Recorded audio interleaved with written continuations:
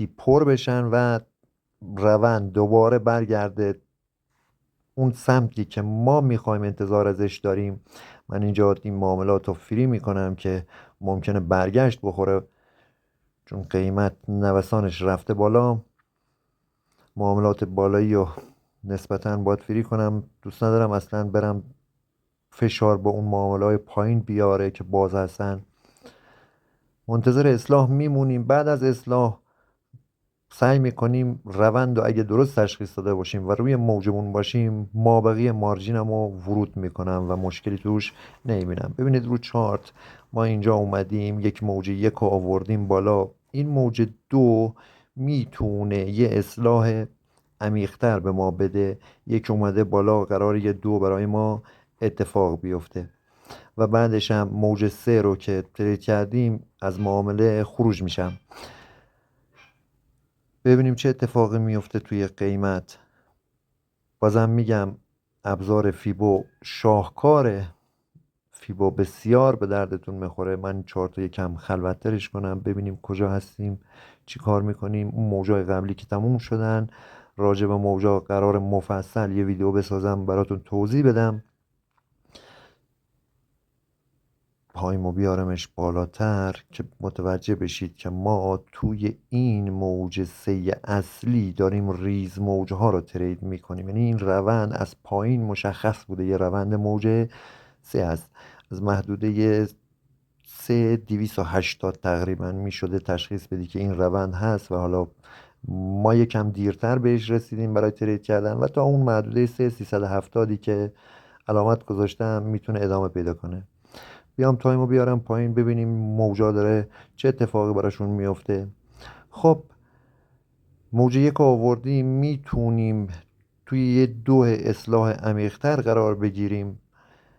صبر میکنیم تا روند بازار دستمون بیاد ببینیم چه اتفاقی میخواد براش بیفته. بعد ما بقیه مارجینمون رو درگیر میکنیم. این گپی که اینجا به وجود اومد به سمت بلانگ میتونه نوسان شدیدی رو به بازار بده. توی موج دو هم قرار داره نوسان شدیدی قرار بده. اگر در راستای همین گپ توی آینده، یعنی تقریبا شد میتونم 10-15 کندل آینده، باز بخواد یه همچین گپ معاملاتی رو به وجود بیاره، همون به همون سمت بای، به سمت لانگ. یعنی که از تجربیاتی که من دارم و این نکته، این خیلی نکته کلیدیه، بعد براتون مفصل توضیح میدم توی امواج الیوت. همون راستا توی همون محدوده، یعنی محدوده 33-47، باز یه گپ اینجوری بسازه به سمت بالا، خب این نوسان خطرناک میشه. این نوسان میتونه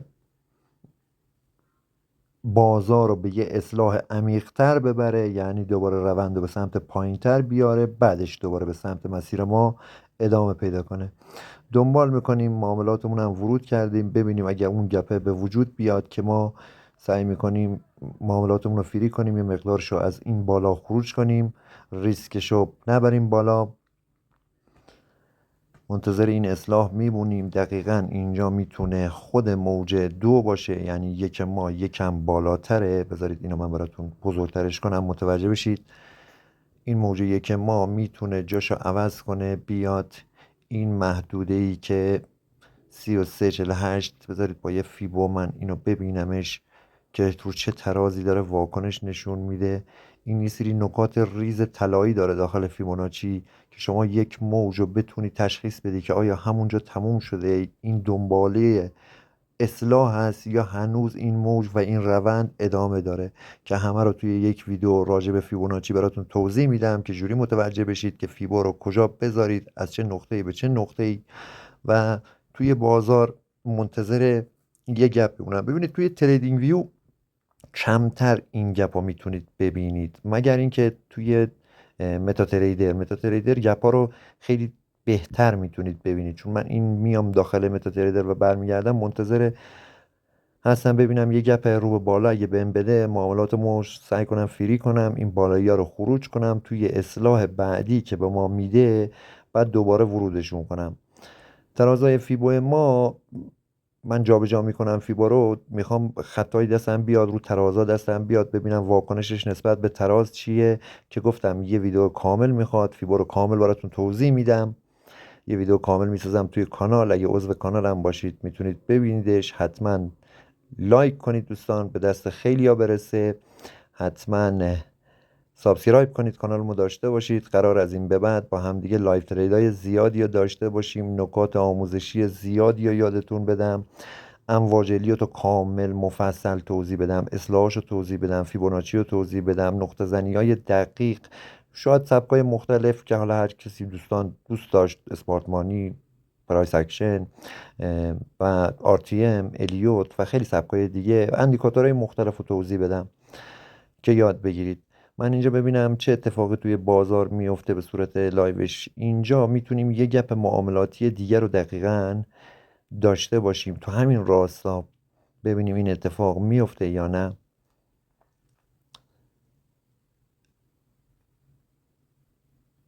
دنبال بکنیم چارتو.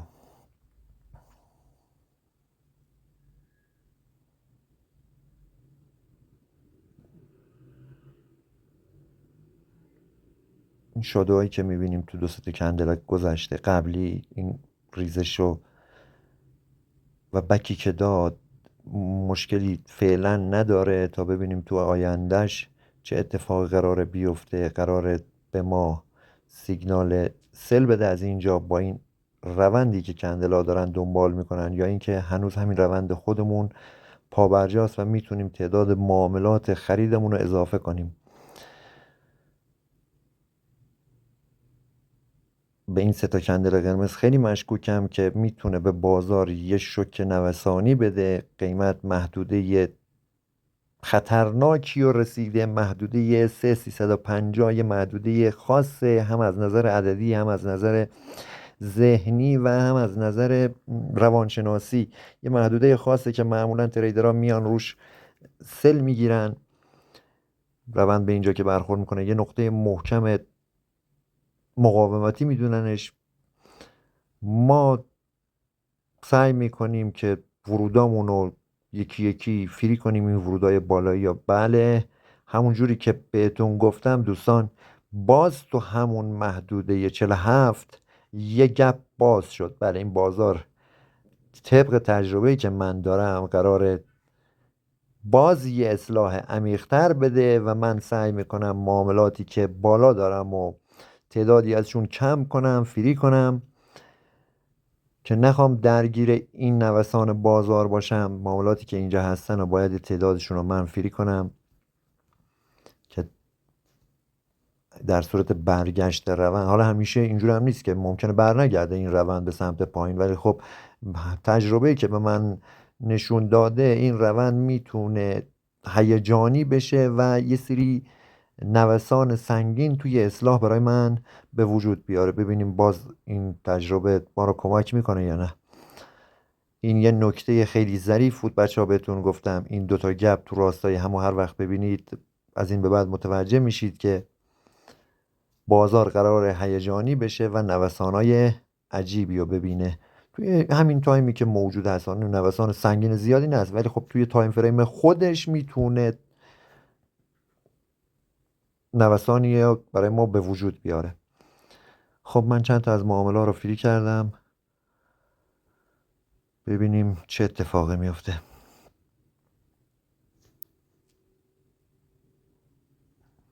اینم فریش کنم تا دنبال کنیم بازار رو، ببینیم قراره به اوه بله، یک کندل هرچی معامله من فری کرده بودم و بستشون، حدس میزدم که یه نوسان سنگین بگیره. درست بود و اون تجربه بازم به من کمک کرد که من این معاملات رو نذارم درگیر منفی شدن یا همون ضرر بهم بده یا بخواد از سودم کم کنه. حالا تعدادی هم موندن که فری نشدن که مشکلی بازم داخلش نمیبینم، نوسان زیاد شدید نیست فعلا و سعی میکنم بعد از این اصلاحی که میده حجم معاملاتم رو اضافه کنم، ورودم رو بیشتر کنم که انشاءالله موج 3 شو بتونم تا محدوده 52 ترید کنم. بازم اینو تاکید میکنم دوستان، تعداد سابسکرایب های کانالمون به 100 تا برسه میتونیم لایف ترید کنیم با هم دیگه، کنار هم دیگه. و اینکه بریم رو چارت، یه سری توضیحاتی من رو چارت بدم. ببینید ما اینجا موج یکمون دقیقا اومد بالاتر، این فیبا رو من برش دارم. موج یک ما تقریبا ترازمون رو آورد بالاتر قرار داد. اینجا موج یکمون 2 اصلاح ما میتونه اینجا باشه. موج سه مون رو بذار من اینا رو جاشون رو درست کنم. موج سه یکم هم این چارت رو خلوتش کنم و اون موج سه بلندتر که ما قراره تا همون محدوده تقریبا ترید کنیم. خب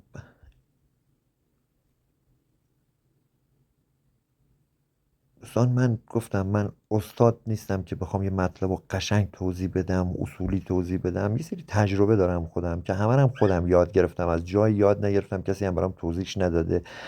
کلیپ های زیادی رو دنبال کردم، کتاب های زیادی رو خوندم، ولی خب خیلی تجربیات خودم شخصا به دست آوردم. حجم معاملات اون رو من اینجا اضافه میکنم ببینم چی میشه، میام دوباره. خب خب برگشتیم با حجم معاملات. اصلاحی که دقیق بود، میدونستم یه اصلاح عمیق‌تر داریم، اضافه میکنم. ببخشید من یه سگ کوچولو دارم، این هر از گاهی پارس میکنه، صداش ممکنه تو ویدیو بیفته. و موجامون رو دوباره بررسی میکنیم، جاهاشون رو درست میکنیم و این موج سه شارپ رو ما ترید میکنیم و از این ترید خارج میشیم که تایم ویدیو هم بالا نره. خب برگشتیم سر موجامون. ما همین موج سه رو میخوایم تا محدوده 51 و 2 بیشتر ترید نمی کنیم، چون یه محدوده 50 محدوده دوباره هیجانیه، سعی میکنیم خروج بشیم ازش و این چیزیه که ما قراره دنبالش بریم. این موج سه میاد اینجا 4 و 5.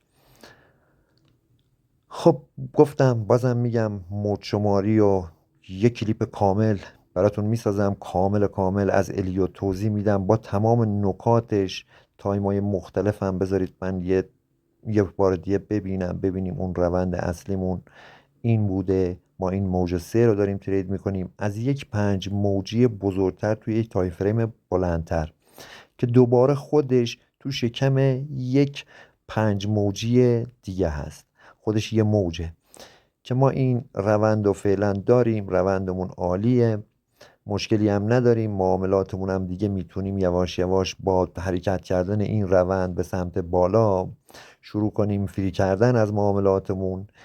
تعداد زیادی ورود به معامله داریم، باید مواظبش باشیم، معاملاتمون رو شروع کنیم فری کنیم که به مشکل نخوریم توی یه بک. من این معاملات رو فری میکنم. بازم میگم دوستان، من کاری ندارم اساتید چی رو توضیح میدن، چی کار میکنن تو کلیپاشون، چی میگن. من در حد خودمونی صحبت میکنم، خودمونی توضیح میدم و یه سری ریز نکاتیه که خودم تجربه کردم و براتون توضیح میدم.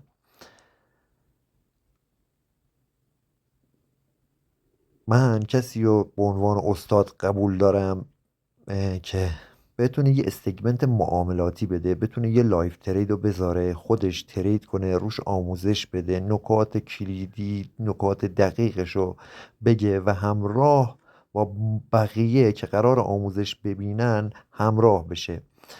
من آقایونی که به هیچ کی بی احترامی نمی کنم، هر کسی سبک خودش رو داره، هر کسی بالاخره نوع معاملات خودشو داره، ولی اینجوری که یکی بیاد یه دونه یه چیزی از یه جایی بلد شده، از یکی فهمیده، دوباره بیا اونو توضیح بده، بعد براش بگن استاد. من اینو اصلا استادی قبول ندارم. استاد اون کسیه که بتونه، میگم، لایف ترید همراه با آموزش داشته باشه. معامله ما تقریبا بچه ها همه فریه. سعی میکنم یه چند دقیقه دیگه که رفتیم به محدوده 52 رسیدیم بازم براتون یه ویدیو بذارم و تقریبا نکاتی رو که توی این ویدیو میتونستم توضیح بدم توضیح دادم. ویدیوهای کاملتری سعی میکنم، دقیقتر، آموزشهای بهتری، گرافیک بهتری، سبکای مختلفی رو براتون توضیح بدم.